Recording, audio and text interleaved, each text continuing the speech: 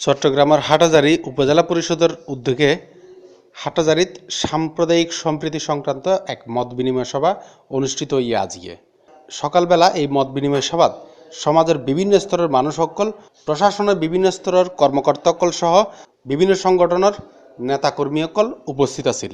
মত বিনিময় সভায় এমনিতে সভাপতিত্ব করছে যে উপজেলার নির্বাহী অফিসার আফসানা বিলকিস। প্রধান অতিথি হিসেবে আসিলজি উপজেলার ভাইস চেয়ারম্যান মাওলানা নাসির উদ্দিন মনির।